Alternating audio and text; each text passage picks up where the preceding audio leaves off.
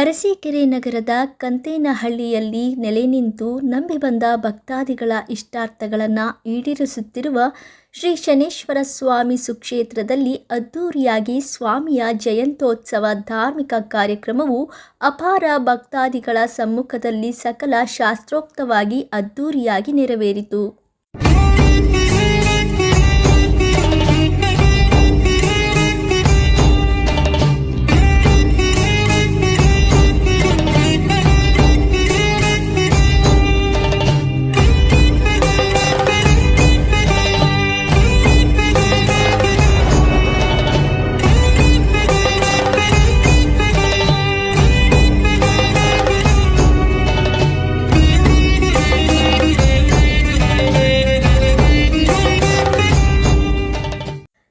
ಶ್ರೀ ಶನೇಶ್ವರ ಸ್ವಾಮಿಯ ಜಯಂತ್ಯೋತ್ಸವ ದೇವಾಲಯದಲ್ಲಿ ಮುಂಜಾನೆಯಿಂದ ವಿವಿಧ ಪೂಜೆ, ಹೋಮ, ಹವನ, ಅಭಿಷೇಕಗಳು ಮುಖ್ಯ ಆಗಮಿಕರಿಂದ ಶಾಸ್ತ್ರೋಕ್ತವಾಗಿ ನೆರವೇರಿದವು.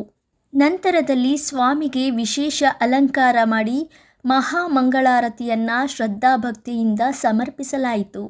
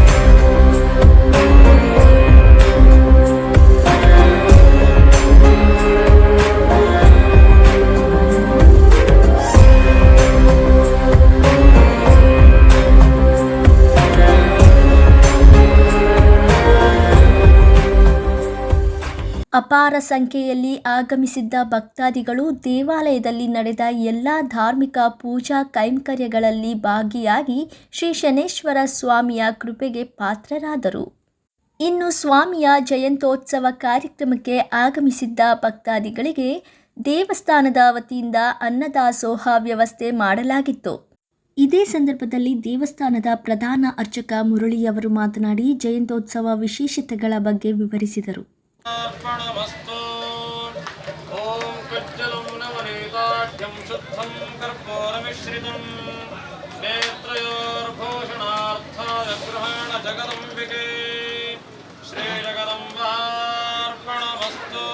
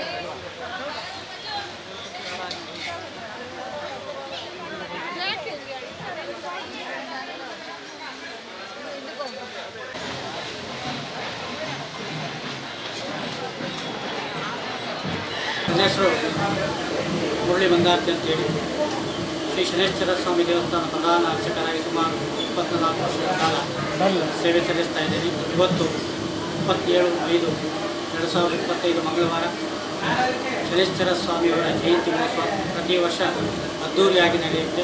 ಈ ವರ್ಷ ಸಹ ಅದ್ದೂರಿಯಾಗಿ ನಡೀತಾ ಉಂಟು. ಇದು ಎಲ್ಲ ಭಕ್ತರ ಸಹಕಾರದಿಂದ ಸೇವೆ ನಡೀತಾ ಇದೆ. ಶನೈ ಅಂದರೆ ಮಂದಚಾರ ಪ್ರಸನ್ನಾತ್ಮ ಪೀಠಮೂರ್ತಿ ಶನಿ ಅಂತ. ಹಾಗಾದರೆ ಶನೇಶ್ವರ ಮಂದವಾಗಿರುವುದರಿಂದ ಆತ ಯಾವ ಕೆಲಸವನ್ನು ಮಾಡೋದಿಲ್ಲ ಅಥವಾ ಯಾವ ಕಷ್ಟಗಳನ್ನು ಮಂದವಾಗಿ ಕೊಡ್ತಾನೆ ಅಂತ ಪ್ರತೀತಿ ಇದೆ. ಹಾಗಾಗಿ ಶನೇಶ್ವರನ ಮಂದಕ್ಕೆ ಹೊಲಿಸಿದ್ದಾರೆ. ಯದ್ರಾದಂ ಕುರುತೆ ಪಾಪಂ ತದ್ರಾದಂ ಪ್ರತಿಮುಚ್ಯತೆ ಅಂತ ಶಾಸ್ತ್ರಕಾರ ಹೇಳಿದ್ದಾರೆ. ಅಂತ ಹೇಳಿದರೆ ಪ್ರತಿಯೊಬ್ಬ ಮನುಷ್ಯ ಬೆಳಗಿಂತ ಸಂಜೆ ತನಕ ಪಾಪವನ್ನೇ ಮಾಡ್ತಾ ಇರ್ತಾರೆ. ಯಾಕಂತೇಳಿದರೆ ಈ ಪಾಪಕ್ಕೆ ಮೋಕ್ಷ ಎಲ್ಲಿ, ಈ ಪಾಪಕ್ಕೆ ಫಲ ಎಲ್ಲಿ, ಪಾಪವನ್ನು ತೊಳೆಯುವುದು ಹೇಗೆ ಅಂತ ಹೇಳಿದರೆ ಏನು ಹೇಳ್ತಾರೆ, ನಮಸ್ಕಾರ ಮಾಡಿ, ಸಾಷ್ಟಾಂಗ ಮಾಡಿ, ದಾನವನ್ನು ಮಾಡಿ, ಸಜ್ಜನರ ಸಹವಾಸವನ್ನು ಮಾಡಿ, ದೇವಾಲಯಗಳನ್ನು ದರ್ಶನವನ್ನು ಮಾಡಿ, ಕ್ಷೇತ್ರ ಸಂದರ್ಶನ ಮಾಡಿ, ಗುರುವಿನ ಸಂದರ್ಶನವನ್ನು ಮಾಡಿ ಅಂತ ಹೇಳ್ತಾರೆ. ಈ ರೀತಿ ಮಾಡುವುದರಿಂದ ನಾವು ಮಾಡಿದಂಥ ಪಾಪಕರ್ಮಗಳು ನಮ್ಮಿಂದ ದೂರವಾಗುತ್ತೆ ಅಂತ ಹೇಳ್ತಾರೆ. ಹಾಗಾಗಿ ನಾವು ಈ ಶನೇಶ್ವರ ಸ್ವಾಮಿ ದೇವಸ್ಥಾನ ಕಂಟೇನಹಳ್ಳಿ, ಅರಸೀಕೆರೆ, ಹಾಸನ ಜಿಲ್ಲೆ ಸುಮಾರು 23 ವರ್ಷಗಳ ಸತತವಾಗಿ ಸೇವೆಯನ್ನು ಮಾಡ್ತಾ ಬಂದಿದ್ದೇನೆ. ಹಾಗಾಗಿ ಈ ಕ್ಷೇತ್ರದ ವಿಶೇಷತೆ ಏನಂತ ಹೇಳಿದರೆ, ಕ್ಷೇತ್ರದಲ್ಲಿ ನಿತ್ಯ ಅನ್ನದಾನ ನಡೀತಾ ಇದೆ. ಹಲವಾರು ರಾಜ್ಯದ ಹಲವಾರು ಭಕ್ತ ಮಹಾಶಯರು ಇದಕ್ಕೆ ಸಹಕಾರವನ್ನು ಕೊಟ್ಟಿದ್ದಾರೆ. ಹಾಗೆ ನಮ್ಮ ಪ್ರಥಮ ಆದ್ಯತೆ ಅನ್ನಕ್ಕೆ, ಅನ್ನ ಬ್ರಹ್ಮ ಅಂತೇಳಿ. ಯಾಕಂದರೆ ಹಸಿದವನಿಗೆ ಒಂದು ಊಟವನ್ನು ನೀಡುವುದರಿಂದ ನಮಗೆ 1000 ಕಷ್ಟಗಳು ನಿರ್ಮೂಲನೆ ಆಗುತ್ತೆ ಅಂತೇಳಿ ಶಾಸ್ತ್ರ ಹೇಳ್ತದೆ. ಹಾಗಾಗಿ ದಾನವನ್ನು ಮಾಡುವುದರಲ್ಲಿ ಅನ್ನದಾನ ಬಹಳ ಶ್ರೇಷ್ಠವಾಗಿದೆ. ಹಾಗಾಗಿ ನಾವು ಈ ಕ್ಷೇತ್ರದಲ್ಲಿ ಪ್ರತಿನಿತ್ಯ ಅನ್ನ ಮತ್ತು ಸಾಂಬಾರನ್ನು ಮಾಡ್ತೇವೆ. ವಿಶೇಷವಾಗಿ ಶನಿವಾರ ದಿವಸ ಅನ್ನ, ಸಾಂಬಾರು ಮತ್ತು ಪಾಯಸವನ್ನು ಮಾಡ್ತೇವೆ. ಸುಮಾರು ದೂರದಿಂದ ಬರುವಂಥ ಭಕ್ತಾದಿಗಳಿಗೆ ಹಾಗೂ ವಿಶೇಷವಾಗಿ ಇಲ್ಲಿ ಸುಮಾರು ಶಾಲಾ ಕಾಲೇಜುಗಳಿರೋದ್ರಿಂದ ಮಕ್ಕಳಿಗೆ, ವಿದ್ಯಾರ್ಥಿಗಳಿಗೆ ಇದೊಂದು ಅನುಕೂಲ ಆಗಲಿ ಅಂತೇಳಿ ನಾವು ಈ ವರ್ಷದಿಂದ ಅನ್ನದಾನವನ್ನು ಶುರು ಮಾಡಿದ್ದೇವೆ. ಸುಮಾರು 4 ತಿಂಗಳಿಂದ ಸತತವಾಗಿ ನಡೀತಾ ಇದೆ. ಹಾಗಾಗಿ ಈ ಕ್ಷೇತ್ರಕ್ಕೆ ಬಂದವರಿಗೆ ಎಲ್ಲರಿಗೂ ಅನುಕೂಲ ಆಗಿದೆ. ಕ್ಷೇತ್ರದಲ್ಲಿ ಪ್ರಧಾನವಾಗಿ ಶನೇಶ್ವರ ಪ್ರಸಾದವನ್ನು ನೀಡ್ತಾನೆ. ಎಡ ಮತ್ತು ಬಲ ಪ್ರಸಾದವನ್ನು ಕೊಡ್ತಾನೆ. ಆ ಪ್ರಸಾದ ಎಡ ಅಥವಾ ಬಲ ಆದಾಗ ಅವರ ಕಾರ್ಯ ನೆರವೇರುತ್ತಂತೇಳಿ ಪ್ರತೀತಿ ಇದೆ. ಹಾಗೆ ನಡೀತಾ ಇದೆ. ಹಲವಾರು ರಾಜ್ಯಗಳಿಂದ ಇವತ್ತು ಭಕ್ತಾದಿಗಳು ಬಂದಿದ್ದಾರೆ. ವಿಶೇಷವಾಗಿ ಕ್ಷೇತ್ರದಲ್ಲಿ ನುಡಿಯುವಾಗುತ್ತೆ. ಹಾಗಾಗಿ ಈ ಕ್ಷೇತ್ರದ ದರ್ಶನ ಮಾಡುವುದರಿಂದ ನಿಮಗೆ ಪುಣ್ಯ ಫಲ ಪ್ರಾಪ್ತಿಯಾಗುತ್ತೆ ಅಂತೇಳಿ ಈ ಶನೇಶ್ವರ ಸ್ವಾಮಿಯ ಜಯಂತಿ ಮಹೋತ್ಸವದ ಅಂಗವಾಗಿ ಎಲ್ಲ ಭಕ್ತ ಮಹಾಶಯರಿಗೆ ಒಳ್ಳೆಯದಾಗಲಿ. ಹಾಗೆ ಈಗ ಕರೋನಾ ಅಂತೇಳಿ ಮತ್ತೆ ಶುರುವಾಗಿದೆ. ಅದು ಬಾರದೇ ಇರಲಿ. ವಿಶೇಷವಾಗಿ ಮಳೆ ಆಗ್ತಾ ಇದೆ. ಇದು ಸಮವಾಗಿ ಅತಿವೃಷ್ಟಿಯೂ ಬೇಡ, ಅನಾವೃಷ್ಟಿಯೂ ಬೇಡ. ಇದೀಗ ನಿಮ್ಮ ಅಂಗೈಯಲ್ಲಿದೆ ಮಯೂರ ಟಿವಿ ಡಿಜಿಟಲ್ ವಾಹಿನಿ. ಹೆಚ್ಚಿನ ವಿಶೇಷತೆಗಳಿಗಾಗಿ ಸಬ್ಸ್ಕ್ರೈಬ್ ಮಾಡಿ, ಶೇರ್, ಲೈಕ್, ಕಮೆಂಟ್ ಹಾಗೆ ಫಾಲೋ ಮಾಡೋದ್ರ ಮೂಲಕ ಪ್ರೀತಿ ಹಾಗೂ ಪ್ರೋತ್ಸಾಹ ನೀಡಿ.